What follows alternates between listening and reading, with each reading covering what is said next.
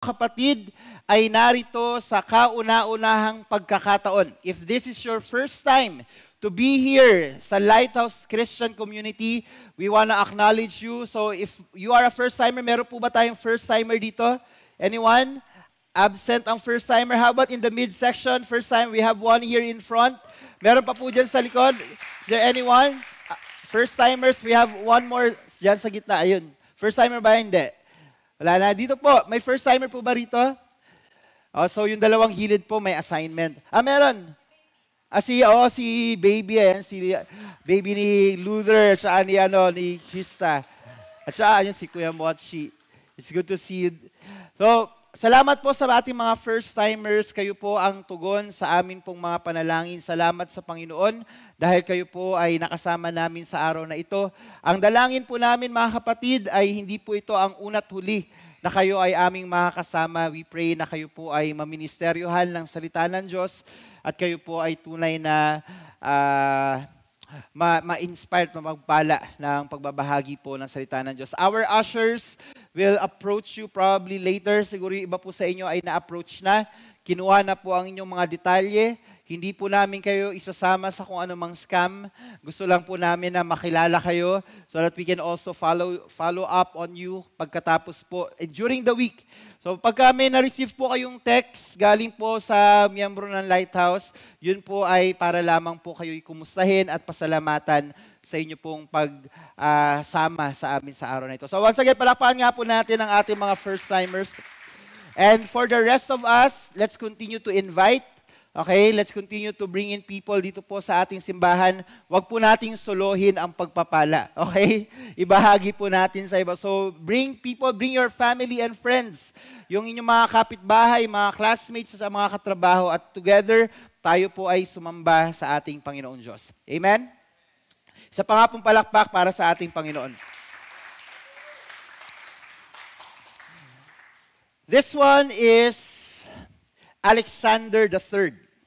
This person was the emperor of Russia from 1881 to 1894. Ang kanya pong pangunguna bilang emperor was marked by cruelty. Ibig sabihin po itong emperor na to ay hindi maayos ang kanyang pamumuno. He was known especially because of the persecution na kanya pong ginawa sa mga Hudyo. Siya po ay married na tao at yung kanya pong napangasawa ay totally opposite po sa kanya. Yung kanya pong asawa, si Maria Fedorovna, was actually an exact contrast kung sino po itong si Emperor Alexander III. Because Maria, yung kanya pong asawa, she was known for being generous to those in need. On one occasion po, etong si Emperor Alexander signed a letter condemning a prisoner. So pinadala niya po yung letter na iyon dun sa mga tao na mag-execute ng punishment nito pong prisoner na kanya pong gustong i-condemn. Ang pagkakasulat po doon sa letter, sa mensahe ay ganito. Sabi po, pardon impossible to be sent to Siberia. Grabe, no? Ano sabi dyan? Pardon impossible to be sent to Siberia. Sabi niya patungkol dito sa prisoner na to, hindi na maaaring bigyan ng kapatawaran o ng palugit. Hindi na deserving ang tao na ito na pakitaan ng kabutihan o ng mercy. Yang tao na yan, yung prisoner na yan, he deserves to receive the maximum penalty for the crime that he committed. Grabe, no? So wala talaga pong patawad ang taong ito. May kilala po kayong ganon? Yung kanyang pag-uusga sa tao na ito ay sagad-sagad na po. Pero bakit doon sa dapat tumanggap ng mensaheng ito, na-intercept po ng kanyang asawa yung kanyang mensahe. Yung mga lalaki rito, naranasan nyo na ba maharang yung inyong mensahe ng inyong mga asawa? Minsan po sa mabuting kaparaanan niya nangyayari. So ito pong si Alexander III, nung sinend niya po yung letter na intercept ng kanyang asawa na si Maria. So ang ginawa po ng babaeng ito, ng kanyang asawa, she was able to save the life of this prisoner by just making just a little alteration sa mensahe po ng kanyang asawa. So instead of saying, pardon, impossible to be sent to Siberia, the message looked like this. Pardon, possible to be sent to Siberia. Ano pong sabi ng una? Pardon, impossible to be sent to Siberia. Then the message, the altered message says, pardon, impossible to be sent to Siberia. Ano po ang naging pagkakaiba? Ano po ang ginawa ng kanyang asawa? Inurong lamang po yung kama, nilagay po dun sa unahan ng salitang pardon. Maria was able to save the life of this prisoner from the hands of her own husband by simply altering the message that her husband was trying to send. Alam niyo mga kapatid, kay Kristo, tayo po ay nakaranas din ng ganitong klaseng pangyayari. In Christ, God has changed the comma that stood against us. From pardon impossible sent to hell comes the good news of salvation which says, pardon impossible to send to hell. Nabago po ang mensahe dahil po sa ginawa ng ating Panginoong Hesus. Yung kaparusahan na dapat po nating tatanggapin. Yung kaparusahan na dapat po na tama lang na tayo ang tumanggap at dumanas. Ito po ay sinalo ng ating Panginoong Hesus. So that instead of being sent to hell, so that we could pay for our sins, Jesus died for us. Removed the stain, the penalty, the consequences of sin, and made us right with our God. Today, I want to talk about forgiveness. Kapatawaran. Ang salitang pagpapatawad po ay isa sa pinaka-popular na salita na maaari pong nating marinig. One of the most common. However, it is also one of the most difficult concept to do or apply sa ating mga buhay. You know, our Father, ang ating pong Ama sa langit, through Jesus Christ, forgave all our sins because of Jesus. Because of Jesus, we were made righteous and all our sins were washed away. If we are to look at the concept of forgiveness, if we are to understand what forgiveness really means, napaka-importante po na ang maging basihan po natin ng kapatawaran ay hindi po ang ating sarili o hindi po yung ating kakayanan, kundi ang ating Panginoong Diyos. Dahil kung meron pong isang tao na siyang tunay na nagpakita at nagparanas sa atin ng konsepto ng pagpapatawad, yun po ang ating Panginoong Diyos. Because of the merciful acts of God towards us, we must also be merciful to others. Lahat po tayong narito, mga kapatid. Lahat po tayo. Tayo ay nakaranas ng awa, ng habag, ng mercy ng ating Panginoong Diyos. Tayo po ay makasalanan. And we did things in our lives. Meron po tayong mga nagawang mga bagay sa ating buhay. Mga pagkakamali na kung malalaman lamang po ng ibang tao, maaari po nilang ikagulat. Wala po sa ating perpekto. Lahat po tayo ay may mga pagkakamali.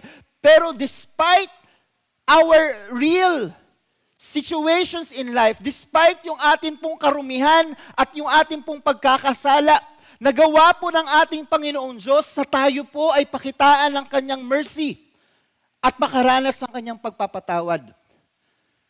Kaya nga po mga kapatid, it is also expected from us na magpakita ng awa, magpakita ng mercy, magpakita ng pagpapatawad sa mga tao na nakapalibot sa atin. We must forgive our offenders just the way God has forgiven us. Amen? Tama lamang po na tayo ay magpatawad sa kaparaanan na tayo po ay pinatawad ng ating Panginoong Diyos. Tulad po ng sinabi ko kanina, ito po ay popular na salita pero isa sa pinakamahirap na konsepto na gawin. We rejoice in the fact that we were forgiven by our Father in heaven. Tayo po ay nagagalak dahil tayo po ay napatawad ng Diyos because alam natin, kilala natin ang ating mga sarili. Alam po natin yung mga kabuktutan natin sa buhay. Alam po natin yung mga karimari-marim na ginawa natin. That's why when we receive the mercy of God, we rejoice. Tama ba? Sino hindi rito natuwa nung siya po ay nakareceive ng pagpapatawad ng Panginoon? Lahat po tayo ay nagalak. Tama? Parang yung 10 lang po yung natuwa. Lahat po ba tayo nagalak nung tayo po ay nakatanggap ng pagpapatawad ng Panginoon? Amen? Pero, napakahirap po natanggapin para sa atin kapag tayo na po ang kailangan na magbigay ng kapatawaran. We rejoice when we get forgiveness, but we frown. Sumisimangot po tayo kapag tayo na yung dapat magbibigay ng kapatawaran. In our text today, in Matthew chapter 18, Peter asked a very interesting question. Tinanong niya po ang Panginoong Hesus at yung kanya pong tanong ay tunay naman pong talagang mapapaisip ka. Ang sabi po ni Peter, Jesus, how many times shall I forgive my brother who sins against me? Ano pong tanong ni Pedro? Ilang beses ko bang dapat patawarin yung tao na nagkasala sa akin? Ano po ang naging tugon ng Panginoong Hesus? Sabi niya, how many times shall I forgive my brother who sins against me? 7 times? Sabi ni Pedro, no? Medyo proud pa siya sa sarili. Kailangan ba 7 beses kong patawarin yung kapatid ko nagkasala sa akin? But Jesus gave him a more interesting answer. Ano po ang naging tugon ng Panginoong Hesus? I tell you, sabi niya, not 7 times, but 77 times. Sa ibang translation po, ang pagkakagamit pa, 70 times, 7 times. It's a very interesting exchange of conversation between Peter and the Lord Jesus Christ. And I want us all together na makita natin ano ba ang pinupunto ng Panginoong Hesus. Ano ba ang dapat nating makita mula po sa teksto na ating aaralin. At ang dalangin ko po mga kapatid na tayo ay tunay na kausapin ng Panginoong Hesus because let's admit it, myself included, we all struggle with forgiveness. Amen? Lahat po tayo, we somehow, some way, we hold a grudge over someone. Meron po tayong tinatagong galit. May tinatago tayong inis. Meron tayong mga tao na hanggang ngayon po ay nasa kulungan ng ating mga puso dahil hindi po natin mapatawad. Dahil sa ating mga mata po, itong tao na to ay hindi karapat-dapat na tumanggap ng kapatawaran dahil sa kalokohan na ginawa niya sa akin. Pero ang tanong nga kapatid, ikaw ba wala kang ginawang kalokohan sa ibang tao? Ikaw ba ay walang ginawang pagkakamali o pagkakasala sa ibang tao? That's why I'm telling us, this message is for all of us. And this message is very timely. Why? Because lahat po tayo ay nakakaranas ng epekto ng unforgiveness one way or the other. At hindi po natin maitatanggi ang katotohanan ito. So I invite you now to open your Bibles to Matthew chapter 18. We will read from verse 21. Matthew 18 from verse 21. Let's read all together. Sabi po rito, then Peter came to Jesus and asked, Lord, how many times shall I forgive my brother or sister who sins against me? Up to 7 times? Jesus answered, I tell you, not 7 times, but 77 times. Sorry. Verse 23, therefore, the kingdom of heaven is like a king who wanted to settle accounts with his servants. As he began the settlement, a man who owed him 10,000 bags of gold, in other translations po, 10,000 talents, was brought to him. Since he was not able to pay, the master ordered that he and his wife and his children and all that he had be sold to repay the debt. At this, the servant fell on his knees before him. Be patient with me, he begged, and I will pay back everything. The servant's master took pity on him, canceled the debt, and let him go. Grabe po, no? May pagkakautang na napakalaking halaga itong tao na ito. But after asking for some time para mabayaran niya yung kanyang pagkakautang, ang naging tugon po ng master niya, kinancel yung kanyang utang. Ibig sabihin po, bayad na siya, wala na siyang kailangang bayaran, wala na siyang utang. Verse 28. But when the servant went out, ito pong servant na pinatawad sa kanyang pagkakautang, he found one of his fellow servants who owed him 100 silver coins. He grabbed him and began to choke him. Pay back what you owe me, he demanded. His fellow servant fell to his knees and begged him, be patient with me and I will pay it back. But he refused. Instead, he went off and had the man thrown into prison until he could pay the debt.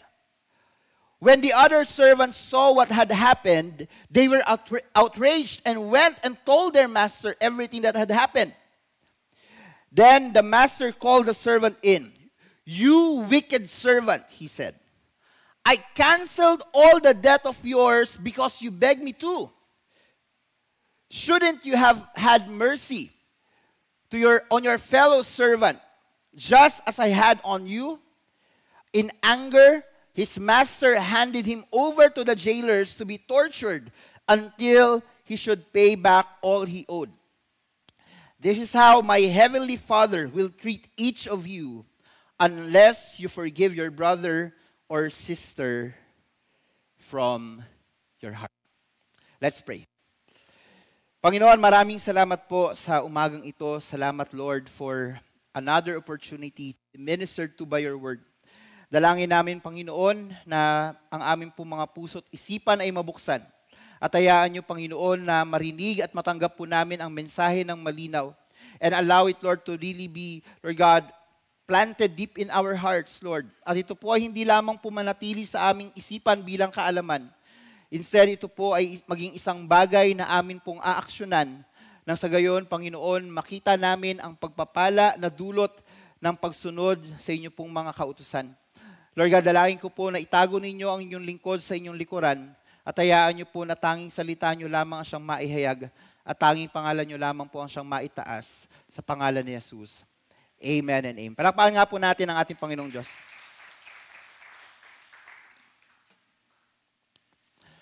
Dito po sa passage na ating binasa, we were commanded to forgive our brothers and sisters 77 times or 70 times 7 times.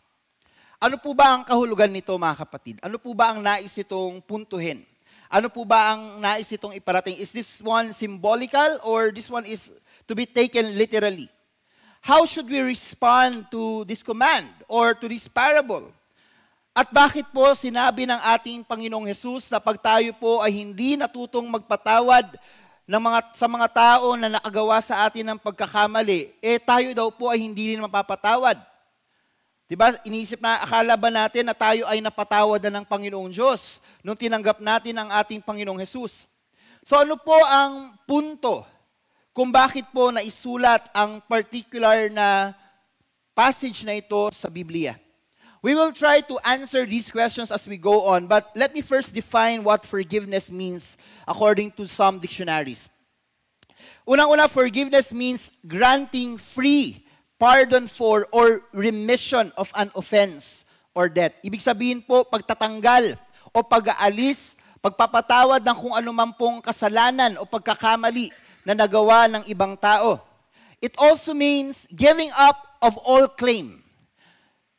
Diba? Kahit na ikaw yung na-offend, ikaw yung nasaktan. Kumbaga, ipinagpapasa Diyos mo na lang yung nagawa ng tao na yun sa'yo. At di mo na sasabihin, hindi,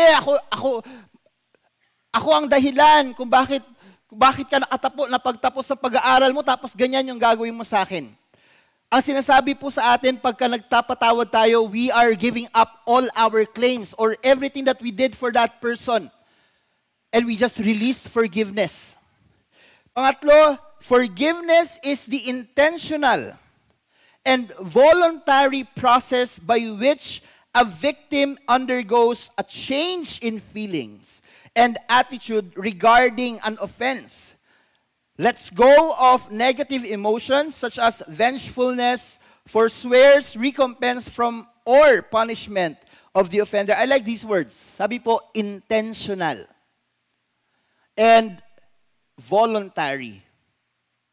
So when you forgive somebody, ginagawa mo ito hindi dahil sa ikaw ay napipilitan. Ginagawa mo ito hindi dahil sa gusto mo lang, matapos na lang yung issue. Ginagawa mo to dahil meron kang nais na marisolba. Meron kang relasyon na nais na masagip. Meron kang hindi pagkakaunawaan na nais mo na mapalinaw. And you are basically letting go of any negative emotion na nadulot sa'yo nung bagay na nagawa nung tao na nakagawa sa'yo ng pagkakamali. Ano yung mga negative emotions sa iyon? Di ba yung bitterness, yung gigil, yung galit. Ito pong mga bagay na ito ay atin pong binibitawan o ipinagpapasa Diyos kapag tayo po ay nagpapatawad. Basically, these definitions tell us that forgiveness is an act of giving pardon to someone and letting go of any offense made to you by somebody and the negative emotions that the offense brought you. Grabe no, kung babasahin lamang po natin, babasahin pa lang natin yung mga definition na to, ang hirap ng intindihin eh. Mas mahirap pa siyang gawin. Paano natin patatawarin ang isang tao na nagdulot ng napakabigat na sakit, na pain sa atin? How can a child forgive his or her own parents who abandoned them? How can an emotionally and physically abused wife forgive her husband for all the abuses na ginawa sa kanya? How can I forgive a person who destroyed my reputation and caused so much trouble in my family? How can forgiveness be given in situations like these? Alam niyo po mga kapatid, napakarami pong dahilan para hindi magpatawad. Kung maghanap po tayo ng reason para hindi magpatawad, makakakita po tayo ng napakaraming dahilan. Pero bilang mga Kristiyano, bilang mga tagasunod ng ating Panginoong Jesus, na tumanggap ng pagpapatawad mula sa ating mga kasalanan, we really have to give up all our claims and just surrender your pain to Jesus and freely give forgiveness or release forgiveness to the people who hurt you. Minsan po mag-ipapaisip ka, no? Ang hirap naman maging Kristiyano. Ako na nga yung nagawa ng mali. Ako pa yung magpapatawad. Kaya nga po, Kristiyano lang talaga ang talagang kaya din gumawa nito. Bakit po? Kasi nauunawaan natin na tayo nga po we can consider ourselves as worst among the sinners. And yet, we receive forgiveness from our God. Unforgiveness brings turmoil and pain into our lives. Ito ang catch, mga kapatid. Kapag ikaw ay hindi nagpatawad, wala kang ibang pinapahirapan kundi ang sarili mo. Kapag ikaw ay hindi nagpatawad, para kang nag-i-invite ng sakuna sa iyong sariling buhay. Pag hindi ka nagpapatawad, pinapasakitan mo ang iyong sarili. Pinapahirapan mo ang iyong sarili. Ikaw yung hindi nakakatulog. Ikaw yung nasistress. Ikaw yung inaatake ng acid reflux. Ikaw yung hindi na makatulog sa gabi. Hindi ka na makakain. Kung ano-ano na tumutubong bagay sa mukha mo, sa katawan mo dahil sa hindi ka makapagpatawad. Why? Because unforgiveness brings turmoil and pain into our lives.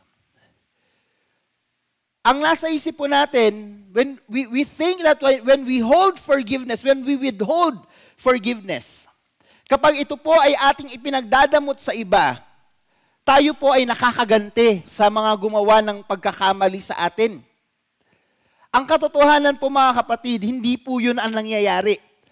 Ang nangyayari po, mas lalo nating pinapahirapan ang ating mga sarili, and the process of healing from the pain that we experienced takes longer and it becomes more difficult.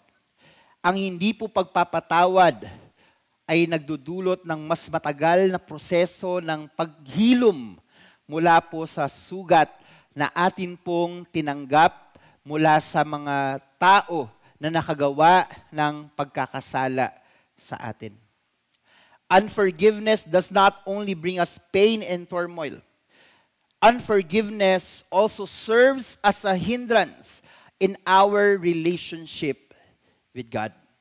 Pag hindi ka nagpapatawad, mga kapatid, pag hindi ka nagpatawad, yung hindi mo pagpapatawad ay magiging dahilan para magkaroon din po ng problema ang iyong relasyon sa ating Panginoong Diyos. We will not grow in our relationship with our God, and we will fail to experience the benefits of that relationship simply because we carry things in our lives that do not please God, and one of those is unforgiveness. That's why malinaw po na sinabi ng ating Panginoong Hesus, kailangan po nating patawarin ang mga tao na naka-offend o nakagawa ng pagkakamali sa atin. Not just once, not just 3 times, not just 7 times, but 77 times. Ano po bang ibig sabihin dito ng Panginoong Hesus when He said 77 times or 70 times 7 times? That would be our first point. Forgive without keeping records. Can you say that with me? Forgive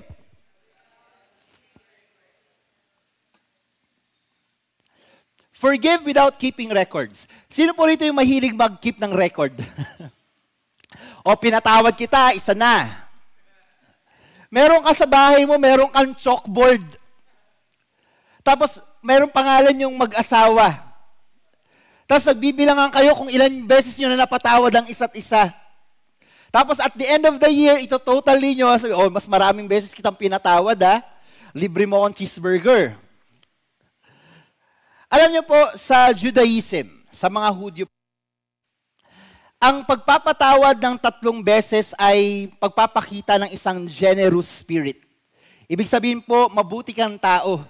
You have that generous spirit if you are able to forgive the same person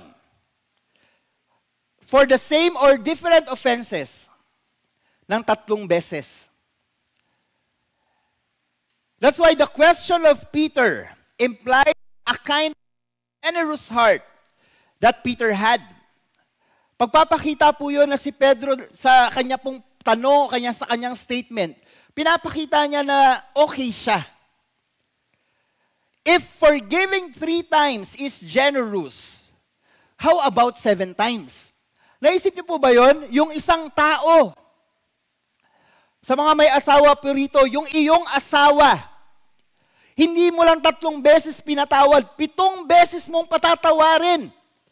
Probably sa parehong pagkakasala o sa ibang pagkakasala, doesn't matter. Kung sa mga Hudyo po, ang 3 beses ay generous spirit na. Sa human standard po, ang pagpapatawad ng 7 beses, it shows some noble character. Talaga namang kahanga-hanga. Pwede ka nang patayuan ng rebulto. Pwede ka nang pagawa ng estatwa dahil ikaw ay isang napakabuti na tao. To forgive somebody else, to forgive a person 7 times, it is really noble. It's really notable.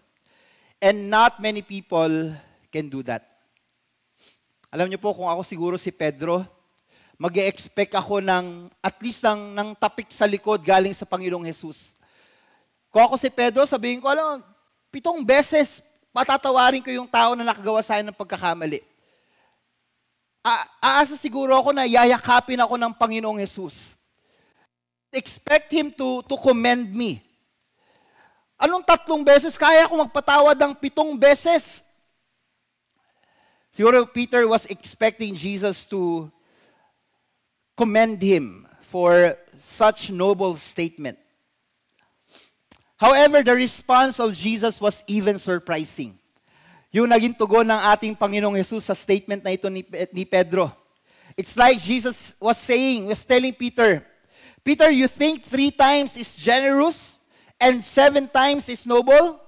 Sabi niya, how about make it 77 times?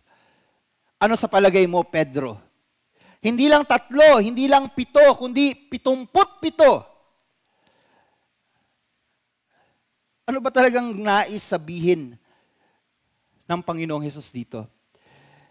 It's normal for us to be historical. Sino po yung mga historical dito? Pati yung pagkakasala ng iyong kakilala nung batang-bata pa siya, inuungkat mo. Di ba nga nung bata ka, inakawa mo ng chocolate yung kalaro mo? Napaka-historical, no?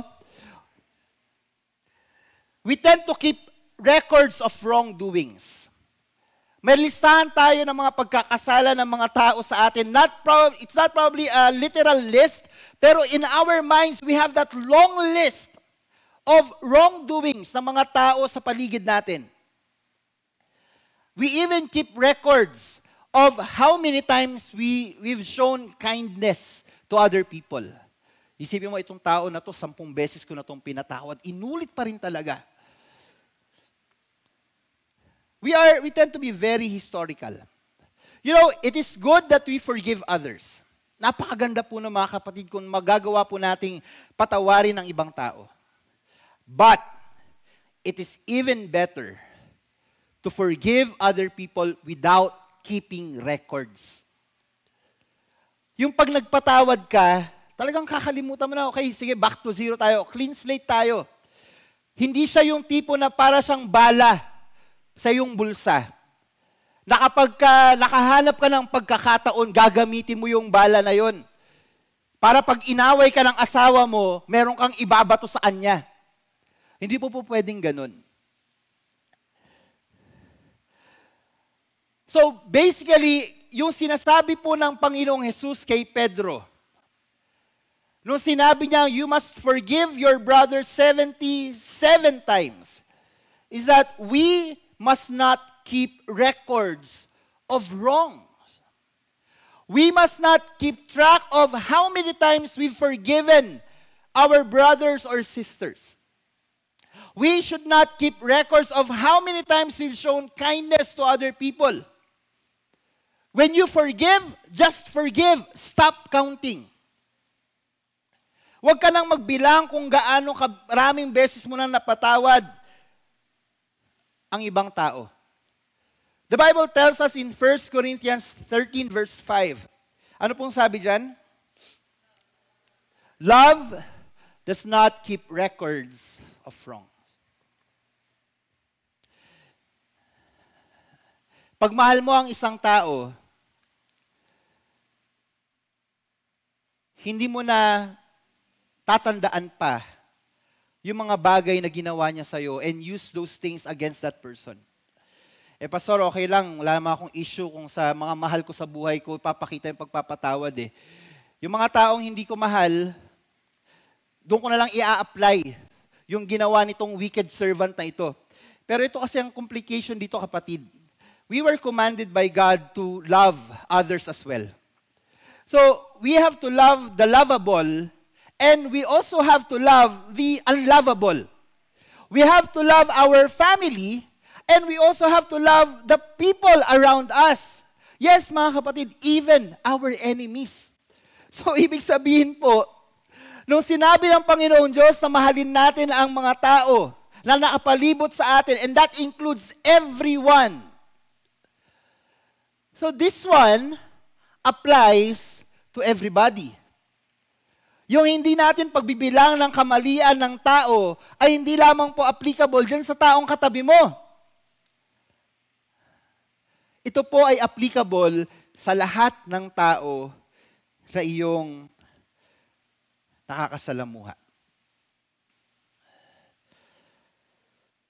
Alam niyo po, meron pong statement, and I'm sure many of you will have different reactions to this particular statement. Narinig niyo na po ba yan? Forgive and forget?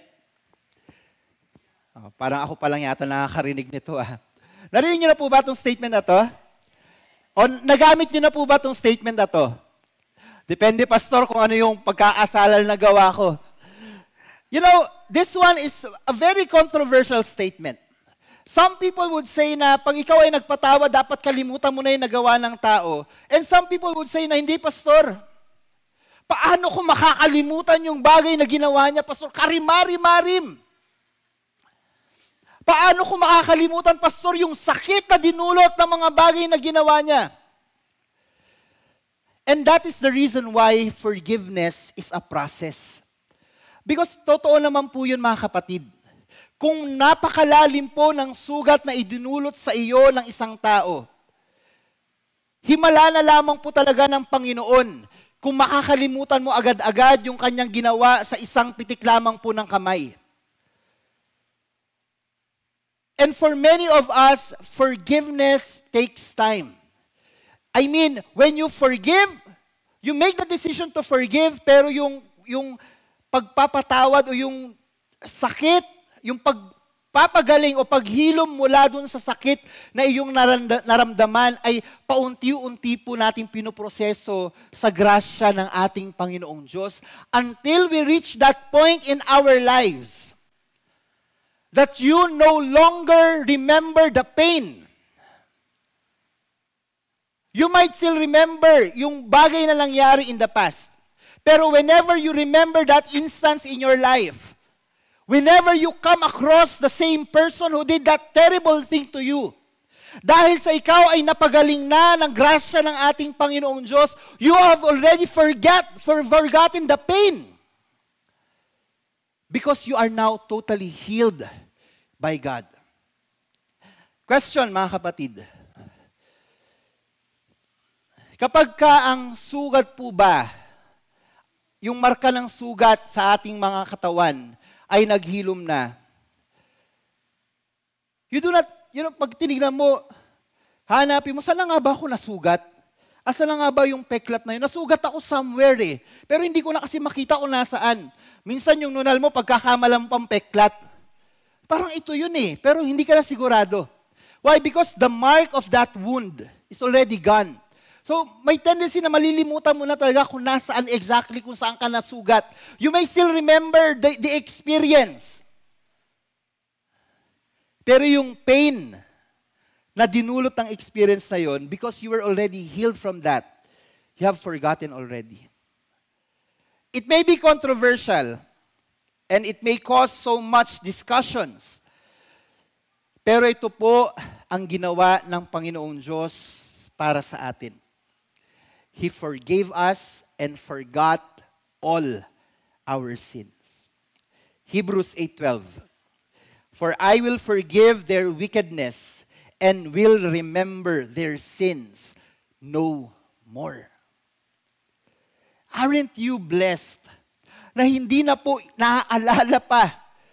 Hindi dahil sa makakalimutin po ang ating Panginoong Diyos. But because He decided to no longer remember the sins that you have committed. Isaiah 43:25, even I,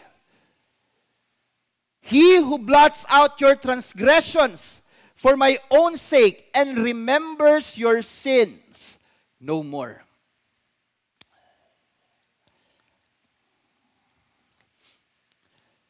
So here mga kapatid, for those of you na nagsasabi, hindi pastor, hindi totoo yung forgive and forget. Mahirap siya, kapatid. Pero posible siya. Why? Because God has already given us examples to follow. Because God Himself did it to us. We were forgiven of our sins, and God no longer counts our sins against us. Let's learn to forgive, mga kapatid. Tayo po ay matutong magpatawad. And how many times shall we forgive? As many times as possible. Hanggat tayo po ay humihinga, tayo po ay patuloy na magpatawad. Amen? Tingnan niyo po ang iyong katabi. Kahit ikaw ay introvert, pasensya ka na. Tingnan mo yung katabi, sabihin mo, kapatid, magpapatawad na ako. Kala mo, sabi mo, patawad ka na. Sabi sa'yo, para sa atin to eh. Ikaw muna, kapatid. Tsaka na yung iba, okay? Pangalawang punto po sa umagang ito. God, out of the richness of His love and mercy, forgave us of all our sins. Grabe. Dahil po sa awa at habag ng ating Panginoong Diyos, tayo po ay napatawad sa lahat ng ating pagkakasala. Palakpakan nga po natin ang Panginoong Diyos. In the parable na atin pong binasa, in our passage in Matthew, we read about the master who canceled. Ibig sabihin po, nilet go niya na yung pagkakautang ng kanyang servant. The parable mentioned that the servant owed his master. Sa atin pong binasa, 10,000 bags of gold. Pero sa ibang translations po, ang pagkakasabi ay 10,000 talents. Sabi po ng ilang scholars, okay, ang equivalent po nitong amount na kinancel ng master sa ating panahon, magugulat po kayo. Alam niyo po ba kung magkano? $6 billion. Kayo na pong bahalang mag-convert sa Philippine peso. Hindi ko po alam kung magkano yung ngayon, exchange rate ngayon. Imagine, si Pastor Brian ay may utang kay Christian na $6 billion. Pero dahil nagmakaawa si Pastor Brian kay Christian, nabigyan siya ng palugit. Dahil siya naman po ay magbabayad, instead na mag-agree si Christian, nabigyan ng palugit si Pastor Brian, ang ginawa po ni Christian, dahil siya po ay mabuting tao, sinabi niya, hindi na Pastor Brian, huwag mo nang bayaran. Example lang po yun, may lumapit kayo kay Christian, mangutang kayo eh. Sabi niya, hindi naman nagpapabayad si Christian. Di ba grabe no? $6 billion? Ang dami na nating magagawang bagay sa $6 billion. But Christian decided to forgive the offenses, the utang ni Pastor Brian. Siguro po hanggang mamatay itong servant na ito, hindi niya mababayaran yung kanyang pagkakautang sa kanyang master.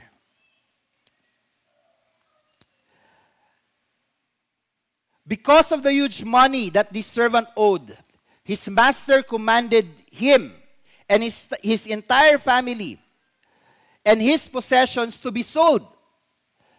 Pero kahit na po ibenta ng taong ito lahat ng kanyang ari-arian, hindi po sasapat para po mabayaran ang kanyang pagkakautang. Imagine po, no, kayo yung nandun sa ganung sitwasyon. Sa araw na ito, problemado kayo kung paano nyo babayaran yung inyong pong pagkalaki-laking pagkakautang. And then tomorrow, gigising ka na lang bigla na masayang-masaya dahil napatawad na o kinancel na ang iyong pagkakautang. Ano po ang sinasabi nito, mga kapatid? Itong halimbawa, itong amount na pagkakautang ng servant na ito.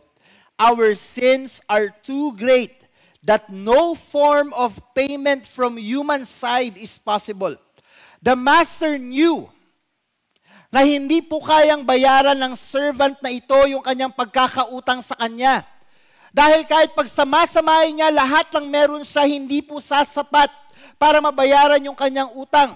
Kahit po magtrabaho sa hanggang sa natitirang panahon o taon ng kanyang buhay sa mundo, hindi niya po mababayaran yung kanyang pagkakautang doon sa kanyang master. And that is a perfect metaphor sa klase ng pagkakautang na meron po tayo sa ating Panginoong Diyos. Mga kapatid, kahit na ibenta mo ang iyong buong pagkatao, hindi mo kayang bayaran ang pagkakautang mo sa ating Panginoong Diyos. Wala po tayong kayang gawin on our end to pay for our sins.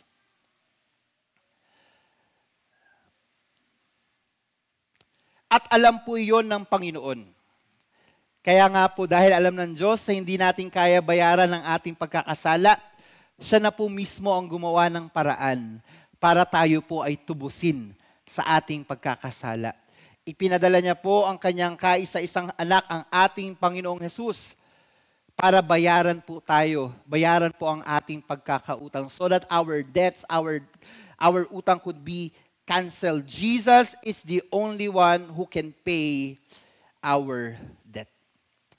Jesus is the only one who can pay the consequences, the punishment, the payment for our sins. Nobody else.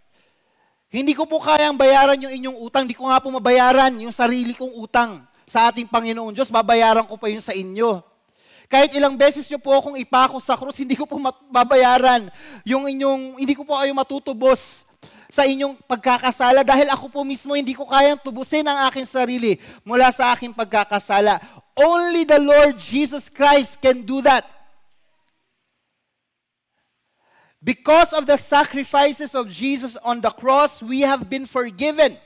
Our impurities are cleansed, our debts canceled, and our sins forgiven. Yan po ang ginawa ng ating Panginoong Hesus sa ating mga buhay. Palakpakan niya po natin ang ating Panginoong Diyos.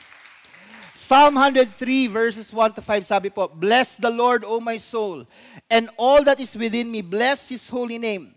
Bless the Lord, O my soul, and forget none of His benefits, who pardons all your iniquities, who heals all your diseases, who redeems your life from the pit, who crowns you with loving kindness and compassion, who satisfies your years with good things, so that your youth is renewed like the eagle.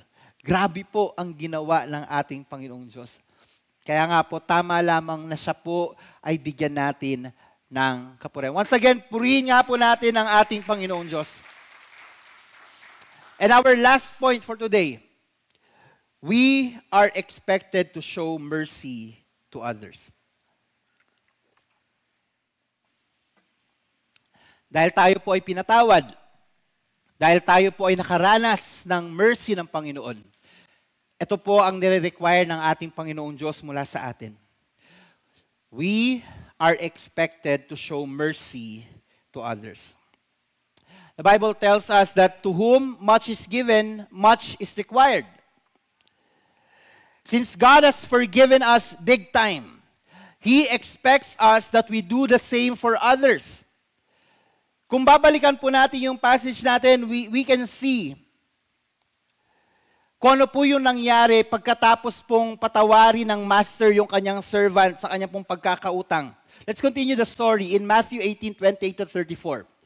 But when that servant went out, he found one of his fellow servants who owed him 100 silver coins. Magkano po yung utang nitong servant na ito? Sa panahon natin, magkano? $6 billion. Probably po itong kanyang kapwa lingkod. Ang pagkakautang lamang po sa kanya ay 100 silver coins. Sabihin na po natin sa panahon natin, that's 6,000 pesos.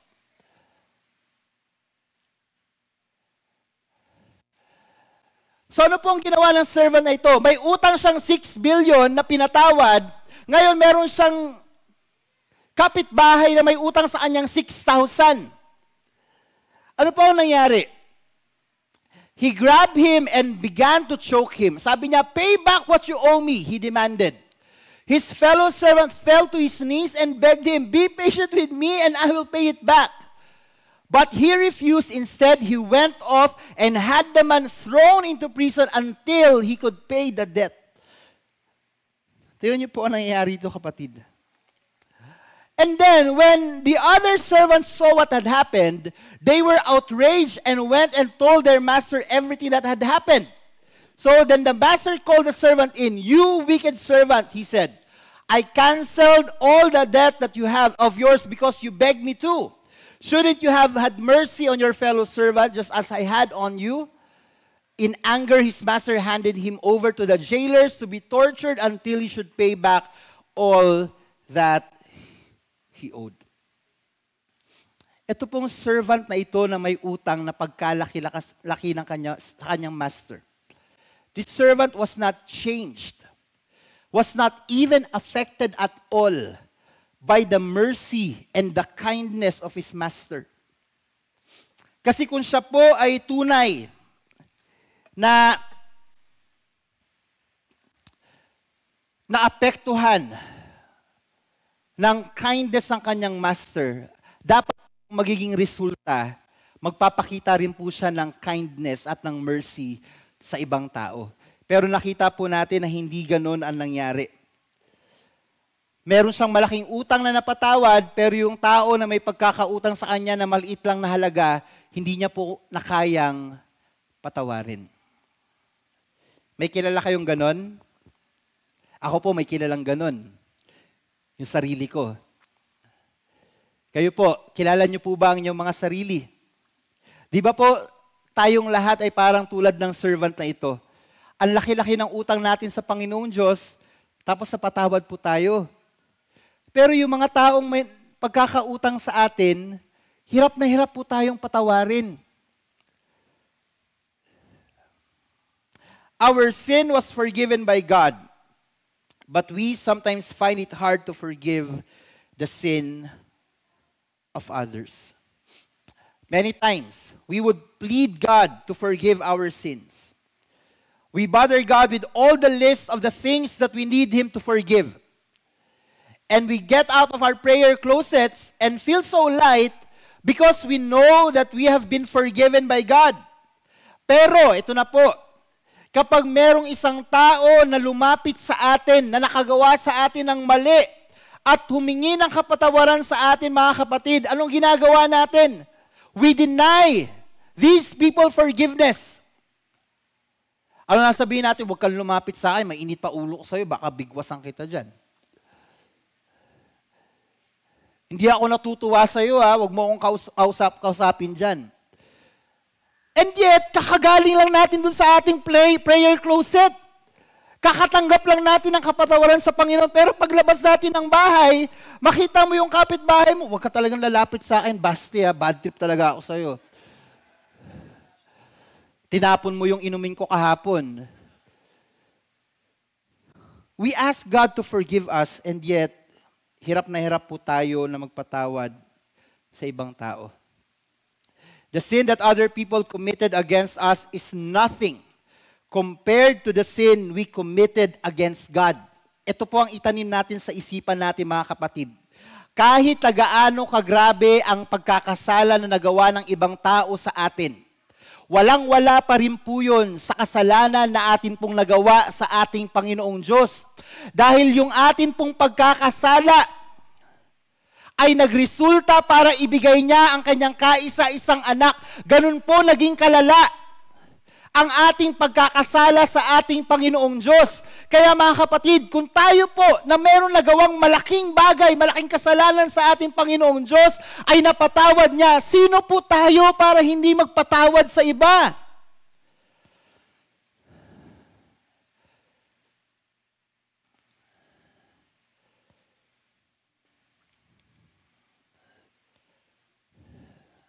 Siguro pwede tayo magpatawad. Pwede tayong hindi magpatawad kung sasabihin natin wala tayong nagawang kasalanan sa ating Panginoong Diyos. Meron po ba sa inyong walang nagawang kasalanan sa Panginoong Diyos? Taas po ang kamay. Wala? Lahat po tayo nagkasala? Lahat po tayo nagkasala? Pero lahat po tayo pinatawad. Amen? So okay lang po ba na tayo po ay matuto rin magpatawad? Hindi ko po sinasabi na agad-agaran po nating makalimutan yung sakit na dinulot ng ibang tao sa atin. Pero let's just allow today to start the process of healing and forgiveness. Patawarin po muna po yung nasa tabi mo. Hindi naman po kasi perpekto yung tao na yan.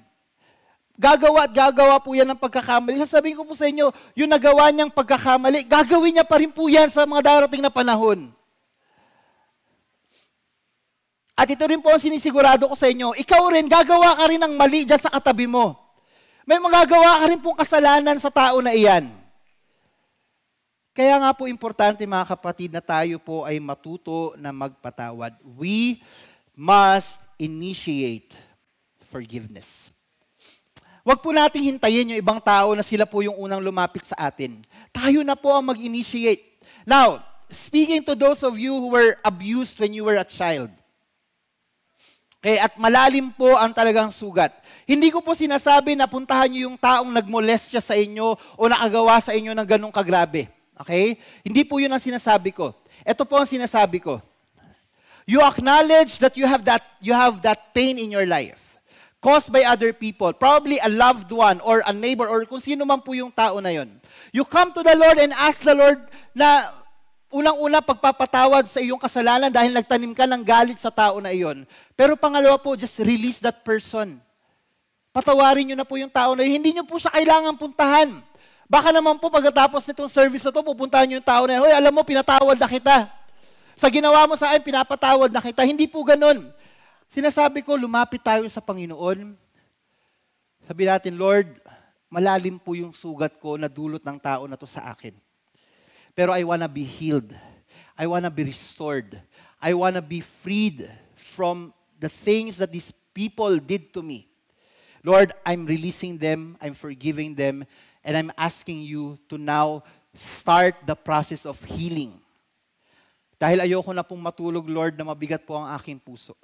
Ayoko na po, Lord, na every time maaalala ko to ay talagang manunumbalik yung samot-saring sakit na idinulot sa akin ng tao na ito at ng mga pangyayaring ito sa buhay ko. Mga kapatid, let's all initiate forgiveness. It's not easy. I'm not saying na madali ito, mga kapatid. Pero kaya po natin itong gawin sa grasya po ng ating Panginoong Diyos. Look at Matthew 5. Sabi po, therefore, if you are presenting your offering at the altar, and there remember that your brother has something against you, leave your offering there before the altar and be reconciled to your brother, then come and present your offering. Ano po sinasabi dyan ng Panginoon? Even before you come to the Lord, sa iyong pagsamba, magdesisyon ka na magpatawad. Another one in Mark chapter 11, whenever you stand praying, forgive if you have anything against anyone, so that your Father who is in heaven will also forgive you your transgressions. Tingnan niyo, sabi po sa verse 26, but if you do not forgive, neither will your Father who is in heaven forgive your transgressions. If you are reminded of an offense you made to someone, kung ikaw po ay nagkasala sa ibang tao, or probably some people, may iba pong tao na nagkasala sa iyo, ikaw na po, kapatid, ang mag-initiate ng forgiveness. Ikaw na magsimula ng pagpapatawad. Ikaw na magsimula dahil ikaw naman po yung nakakarinig ng mensahe na ito. Ibig sabihin po, ikaw ang talagang gustong kausapin ng Panginoong Diyos. Hindi dahil sa ikaw yung masamang tao. Baka nga ikaw pa yung dehado. Pero dahil sa ikaw yung Kristiyano, at ikaw yung nakakaalam kung ano yung sinasabi ng Biblia, so kapatid, ikaw na po ang magsimula ng proseso ng kapatawaran. One thing that we learned from our leaders, actually, parang kay Pastor Mark yata namin ito natutunan. He would always tell us to value relationships. Sabi ni Pastor Mark, importante yun. Bilang mga pastor, you have to value relationships. And that is applicable for all of us. Alam niyo mga kapatid, kung ang ating pong pinagtatalunan lamang ay mga bagay dito sa mundo o mga maliliit lang na bagay na nagawa ng ibang tao sa atin, kung hindi naman po siya talagang katulad ng kasalanan na nagagawa ng ibang tao, hindi ka naman namolesya, nasabihan ka lang siguro ng masakit, tapos dinamdam mo na talaga. Always choose to keep and maintain relationships. Be willing to overlook the mistakes of other people. Let it be a practice for us to forgive, to release forgiveness sa mga tao po na nakasait sa atin. Because when we forgive, we also receive forgiveness. Forgive others just as you were forgiven. Sorry, may isa pa po. Point number 4, and this will be the last point. Totoo na po ito. Yung asawa ko, umiiling na eh. Overtime na raw po ako. Forgiving others is proof that we have been transformed by God's mercy. Pag tayo po ay natutong magpatawad, yan po ay patunay na tayo po ay tunay na nabago ng grasya at ng awa ng ating Panginoong Diyos. And you see, that's not what happened sa atin pong kwento today, sa atin pong binasa. Nakita niyo po, no? So then the master called the servant in. Sabi niya, you wicked servant. He said, I cancel all the debt of yours because you begged me to. Shouldn't you have had mercy on your fellow servant just as I had on you? And then verse 35. This is how my heavenly Father will treat each of you unless you forgive your brother or sister from your heart. If we fail to forgive others, we will not be forgiven. Ito po mga verses na ito, these are coming straight from the mouth of our Lord Jesus Christ. If we do not forgive others, we won't be forgiven. Ito po minsan ay nagre-raise ng confusion sa maraming tao. But you are asking if I was already forgiven by God. Sabi yung pastor, pag tinanggap ko si Kristo, pinapatawad niya ako sa aking mga kasalanan. Then, ano itong sinasabi ng verse na ito? Na pag ako ay hindi nagpatawad, hindi rin ako patatawarin. Ibig sabihin yan, ba niyan, pastor, na yung ginawa ni Kristo doon sa krus ay walang epekto sa akin? Hindi po yun tama, kapatid. I think the best way to look at this, ito pong verse na ito, is not in the finished work of Christ. Dahil yung ginawa po ni Kristo, yun po ay merong eternal value for us. It is more on our response. Wala pong ginawang mali ang Panginoong Diyos. Nung siya po ay namatay doon sa krus, hindi po yan na meron siyang nalimutang ibang kasalanan natin na hindi niya napatawad. Again, lahat po ng kasalanan natin ay napatawad, pero it's important for us as part of our cleansing, daily cleansing, our sanctification, to always ask for forgiveness. Parte po yan ng ating buhay. Pero parte rin po ng ating buhay yung magbigay ng kapatawaran sa ibang tao, because if we fail to forgive other people, that simply means na tayo po ay hindi nabago ng kabutihan ng ating Panginoong Diyos. Dahil kung ikaw, kapatid, ay totoong nabago ng kabutihan ng ating Panginoong Diyos, may papakita mo yun sa pamamagitan ng pagpapakita ng kindness sa iyong kapwa. If you cannot forgive others, that shows that you are not totally transformed by the mercy of God. God's forgiveness has no effect on you. Remember, God's forgiveness is supposed to move us forgive others. Ang kapatawaran po na ating tinanggap galing sa ating Panginoon, ang siyang dapat na magtulak sa atin para magpatawa din po sa iba. If you have been really changed by God's mercy, it will be proven by your willingness to forgive others. Amen po ba mga kapatid? Salamat po sa 5. How about this side? Amen ba mga kapatid? So quickly, first, forgive without keeping records. Secondly, God, out of the richness of His love and mercy, forgave us of all our sins. Thirdly, we are expected to show mercy to others. And finally, forgiving others is proof that we have been transformed by the mercy of our God. Palakpakan nga po natin ang ating Panginoon. Pwede po ba tayong tumayo, mga kapatid? Can we all stand up?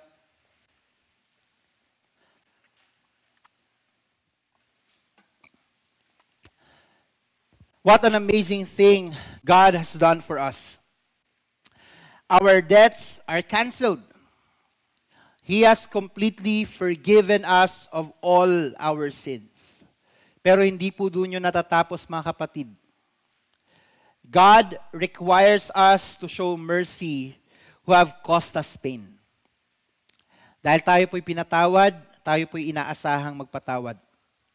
Right now, I want you to be still and think about those people who hurt you in the past or in the recent past. But before we proceed in releasing forgiveness to those people, tayo na po ang mauna, mga kapatid. Dahil tayo po ay patuloy na nakakagawa ng kasalanan laban sa ating Panginoong Diyos, importante po na tayo ang una ng humingi ng kapatawaran. Can we all close our eyes and pray? Panginoon, kami po'y lumalapit sa inyo sa oras po na ito at kami po ay patuloy na humihingi ng paglilinis at kapatawaran. Lord, we understand, O God, that the things that we did against you cost you your Son, Jesus Christ. And yet we continue to sin.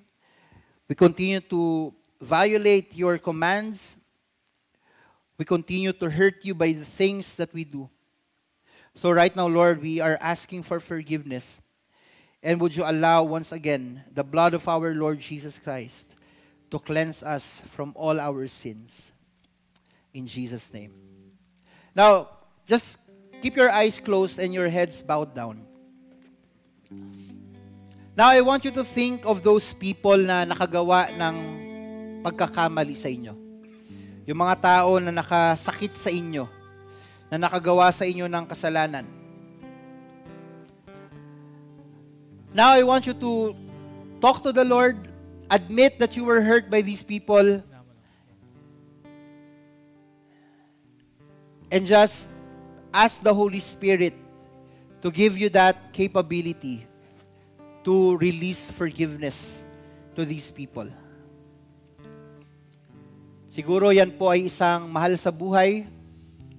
Siguro ang iyong tatay o ang iyong nanay. Siguro po a relative. Baka lolo mo o lola mo o tiyuhin mo o tita mo.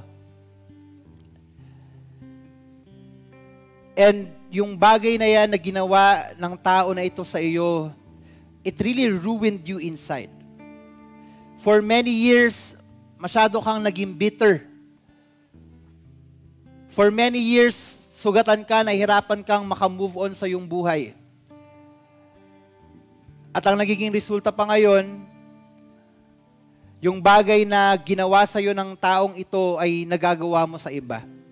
Or yung epekto ng bagay na nagawa sa iyo ay naibubuntun mo sa ibang tao. Probably sa iyong mga anak. Baka dahil sugat na sugat ka sa iyong mga magulang, ang napapagbuntunan mo ng galit mo yung mga anak mo o yung mga taong nakapalibot sa iyo. Probably yung asawa mo.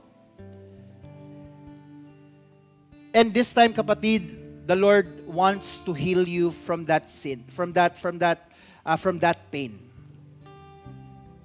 He wants to release you from that burden, from that bondage. But you have to make the decision to release that person, to forgive that person, If you are that person, kapatid ko, ikaw yan tinutukoy ko.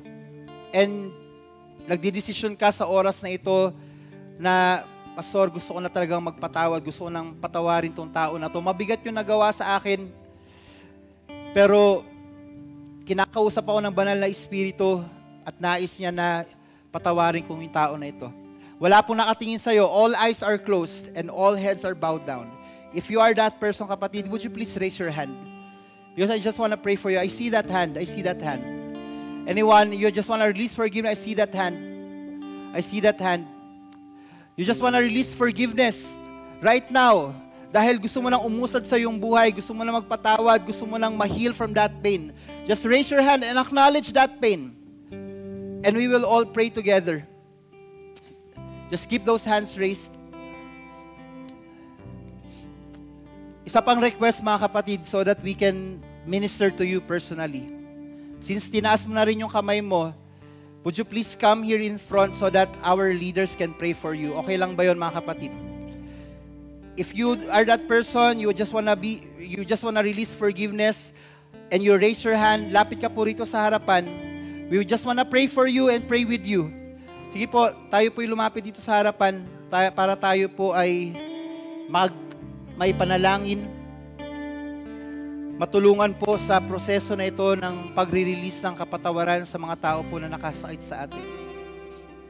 Pastors and leaders and elders that are here, would you please come and minister to our people? If you can, and if the person is willing, ask them kung sino yung gusto nilang patawarin. You don't have to ask the details kung ano yung pagkakasala. Just ask the person and lead that person to prayer. Sige po, lapit po tayo rito sa harapan. May space pa po tayo rito para those in the backs can also come. Sige bro, lapit pa tayo. Lewin, would you come closer? Thank you.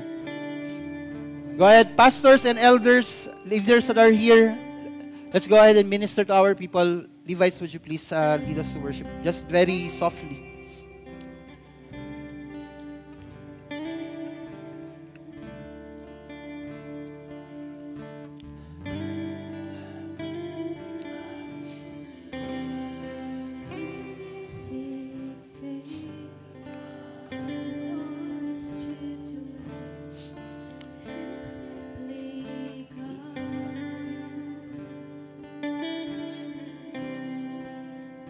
Just to breathe.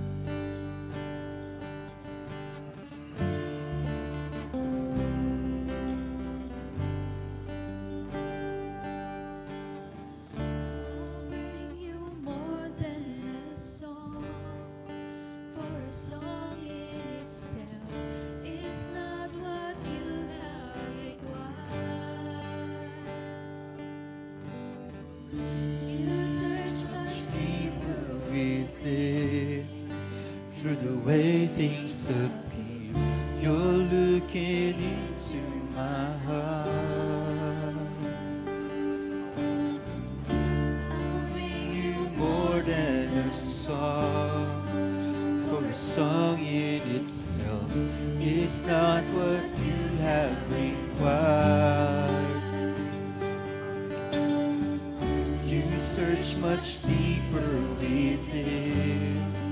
Through the way things appear, you're looking into my heart. I'm coming back to the heart of worship, and it's all about you. It's all about you, Jesus. I'm sorry, Lord, for the thing I made it, and it's all about you. Let's all worship the Lord. I'm coming back to the heart of worship, and it's all about you. It's all about you, Jesus. I'm sorry, Lord, for the things I've made. When it's all about you. It's all about you, Jesus. Thank you, Lord. Salamat po, Panginoon. Thank you, Jesus.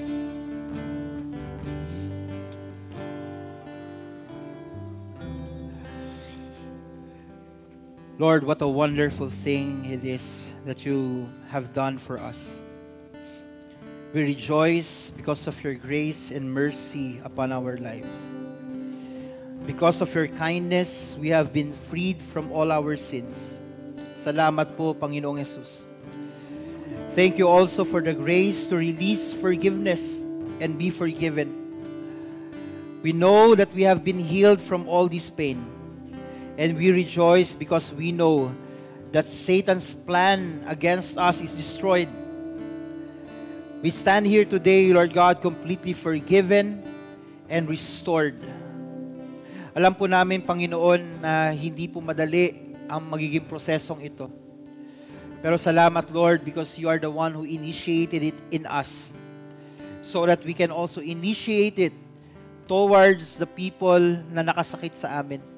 Today, Lord, as you have released your people from the bitter roots and the unforgiveness na matagal po naming itinatago sa aming mga puso, patuloy po kaming humihingi ng kalakasan at ng grasya ng sa gayon, Panginoong Diyos. Masimulan po namin yung proseso ng healing, yung proseso ng paghilom mula sa mga sugat na aming natamo mula sa mga tao na nakagawa sa amin ng kamalian. Lord, kung kami naman po ang nagdulot ng pain sa ibang tao, kami po yung hihingi ng kapatawaran.